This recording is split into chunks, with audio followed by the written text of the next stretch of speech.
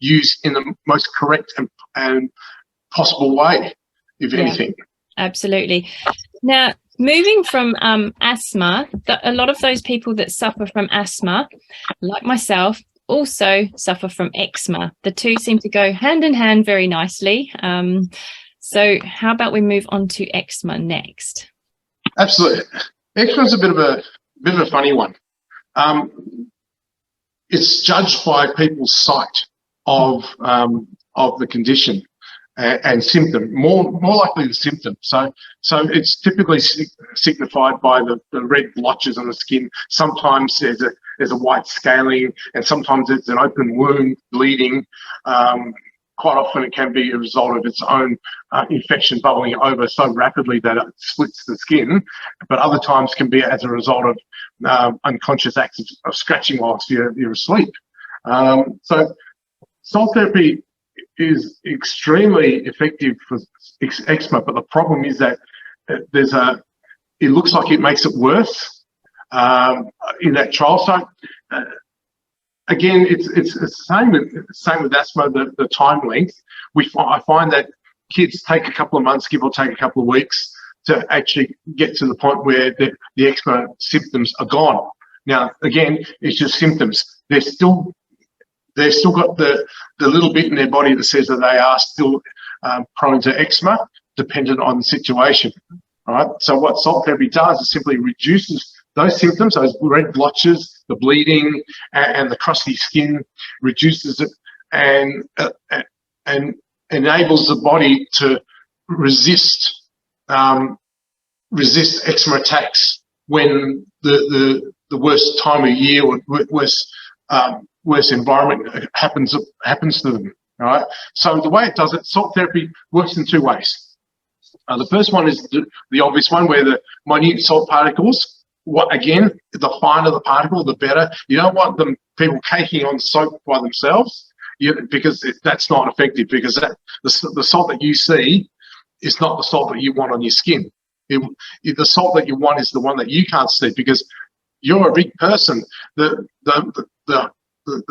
pores are tiny. You want the minute particles to get into the pores, and it's the action of the salt is subtle. It'll draw that inflammation out. Now, as you know, the skin's in layers, multiple layers. So what we see on the top, let's say bird's eye view, is of that eczema. It doesn't just sit on the top layer. It actually runs right deep down. So the salt from the top will draw it through the layers. So the direct effect is that it looks like it's getting worse. So there's a bit of a saying that we like to say is that it's got to get redder before it gets better. If you can remember that, then you can at least reassure your clients. And reassure is another key word. You need to reassure your clients quite regularly. And I found that it's usually the guys in the mid-20s range that need regular reassurances, because it can impact their self-esteem, how people see, how their friends and family see them. And the difficulty one is that they need their family and their friends' support, because quite often they can make not necessarily disparaging comments, but rather comments that aren't really supportive. So, look, you've got to stop this. It's not working. You look terrible.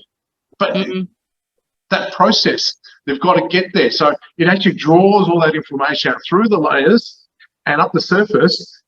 That's where it's all gathering. And looks, in some cases, bad cases, you might get some slight pus on each of the extra spots. So it's always great to have a salt bath at the end of the day after you've done salt therapy, just to wash off those toxins and continue the slight drawing out process, because there's a salty water you've had a bath in. But so one question about the bath, Kenny, just how much salt are you suggesting putting in that bath? Because we don't want them to scream as they get in. Yeah, that's one of those piece of string questions, Erin. Look, I've always recommended starting off slow, like a cup in a bath. You're hardly going to feel anything, and eventually just work your way out to where you're tolerating it. If particularly for those who don't have any actual open wounds, the ones with open wounds, be careful. It's going to hurt. It's salt on a wound. Remember the saying. Right? So if their skin hasn't split, there's no bleeding. go for it. You can keep putting a lot of salt in and drawing out the salt process, right? But again, you have to watch your response. And what salt are you using, Kenny? I'm using pharmaceutical grade sea salt. It's the only one anyone should use. I don't ever recommend using Himalayan salt because Himalayan salt is not pure. It's really crystalline. It's basically you're basically making salt straight out of the sea, right? It's crystallized. It's got a lot of biomass in it, right? Use pharmaceutical grade sea salt, and for those operating salt centers, it's really the byproduct from the salt room, from the halo generator that you've gathered underneath the machine, and repackage that. That's another business direction. I do that. And sell it off. Exactly. It's no cost. The cost, you've already built the cost into the actual halotherapy itself. Now bath time is let's get rid of this excess excess byproduct for good reason and for a bit of a profit. Very Okay, so they're going to do some bathing as well. The salt, but importantly, the salt. Well, it's a very deliberate process. Again, I always recommend 3 sessions a week at least.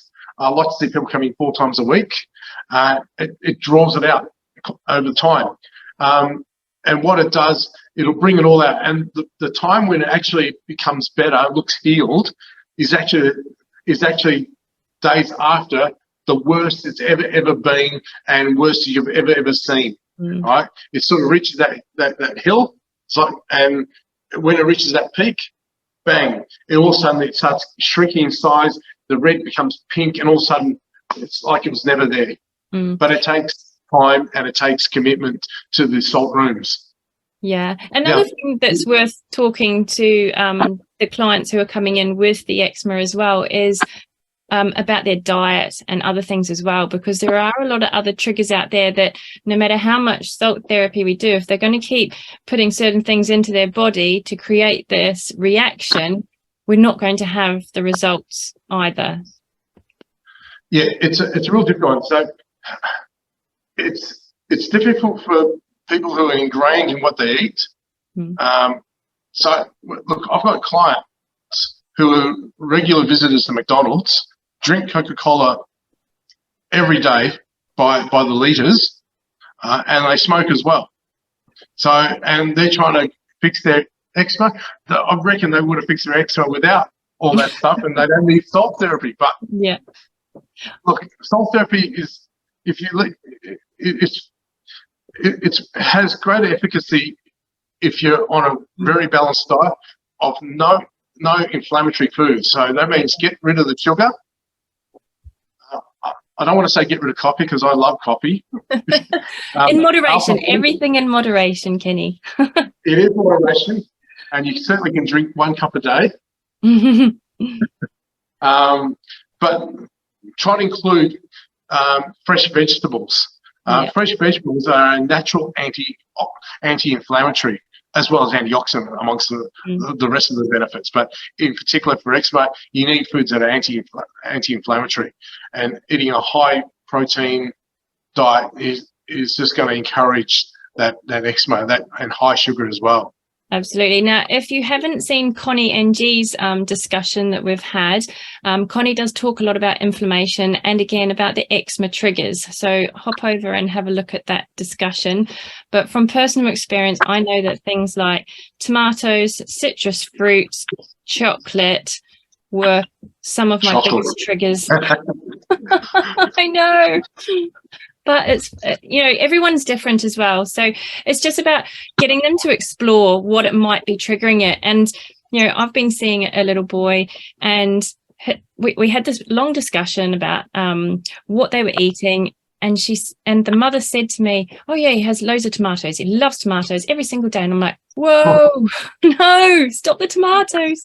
Yeah, exactly. So, there's certain things there that you can look at. Oops, a daisy there. We left off with Kenny waving his red flag. That's the joy of trying to connect with someone down under, as the connection isn't always stable. But we're back again. So we're just going to finish off with eczema. We were just talking about a little boy who I'd been seeing and talking about his allergies, but I have a couple of little pictures I thought I might just share with you. These are some of the images here. So you can see before he came to halotherapy, this was a very unhappy little boy. His mum was very distressed. The little boy was angry. She basically tried everything. Nothing had worked. And then she heard about halotherapy. We talked about a kind of a treatment plan for her, or a regime, and she committed to 3 to 4 times a week. There was 1 week of no sessions, but after 29 sessions, look where this little boy's skin is at. It's just phenomenal. The joy on both the little boy's face and the mum is just unreal. They've never felt a skin like this before. And, you know, this is why we do what we do, isn't it? You know, when we can see such a change in somebody's life and make such a difference, there really are no words. We're still going to be entering into a maintenance phase for this little lad, and we're going to continue with 2 sessions a week for a few more weeks, and then we're going to move on to once a week. And this is where it's really important that you keep talking with your client, isn't it, Kenny? You know, to work out what works for them, because everyone's going to react different. Yeah, one of the things is with eczema, particularly eczema for little kids, is the constant counselling and the reassurance that you need to provide for the parents, and keep them abreast of every aspect of the development of the eczema and how the salt therapy draws that inflammation out. And there might be some days where it suddenly clears up quickly and then comes back again, and that's just simply as the inflammation gets drawn through the skin layers and eventually gets drawn out. So it'll reach a point where it actually looks like it's the worst possible scene on the skin ever they've seen from eczema, the worst it's ever been. It's simply because it's getting drawn out to the surface of the skin from deep down below. And it'll be almost like, for kids, we find usually around the 9, 10 or 11 week mark, depending on how deep it is, that's where it suddenly gets extremely red and extremely all over, and suddenly, almost like a click of a switch, it disappears and drops off simply because it's been drawn out. And it's great because, and in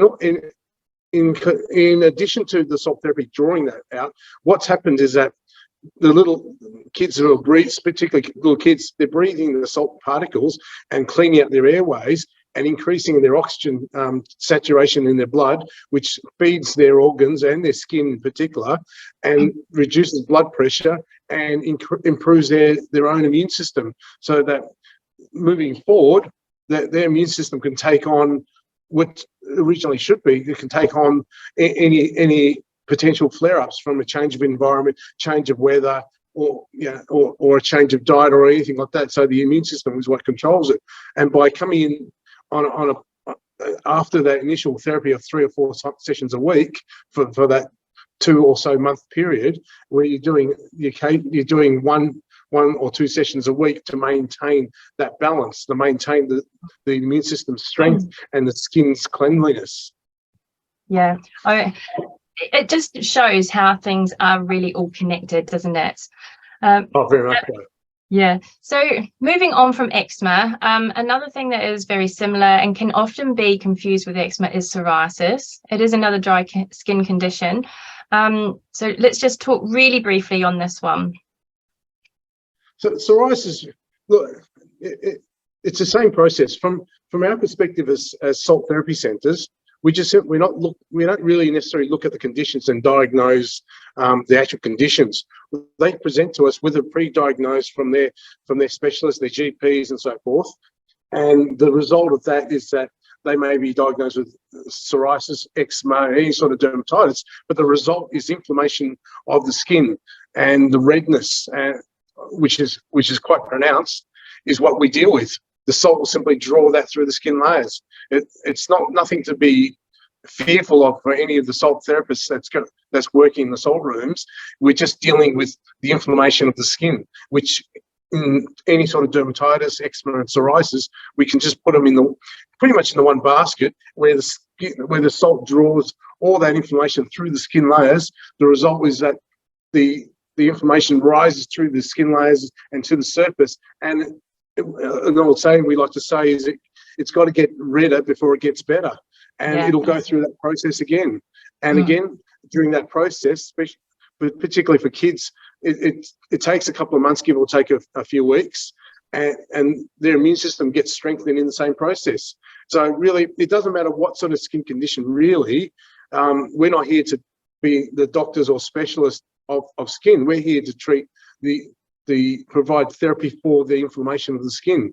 And salt, as it always has been doing, absorbs moisture and it draws it through the skin layers. And again, the finer the particles, the better the results. So don't be looking for big clouds of salt. Don't be grabbing salt from some place and rubbing it in your skin, because that's not how it works. It's a combined therapy of the finest particles, like 0.2 micron in size, which gets into the pores and draws the inflammation out, and also the combination of breathing in salt particles to improve not only just lung health, but your overall your immune system to improve, which ultimately controls your skin's response down the track once we've given you the helping hand it needed. And then once all that inflammation is drawn out, the other thing that the salt can then start doing is actually drawing moisture back onto the skin, which then helps to soften the skin as well. So it all kind of works together. It's all very much connected. And as Kenny says, It's not here. It's a funny thing with the skin getting moisturized, because while it's drawing out the inflammation, behind that inflammation is drawing the natural hydration through the skin layer. So it's ironically, the salt is dry and it goes on the skin. It's actually far more moisturizing, where it draws the natural hydration of the skin through the skin layers. It's better than coconut oil, better than any moisturizer, better than any $100 per 100 ml moisturizer that you'll pay. Salt's so effective in moisturizing the skin. It comes out softer and more supple. Yeah, no, it's absolutely brilliant. Right. So let's move on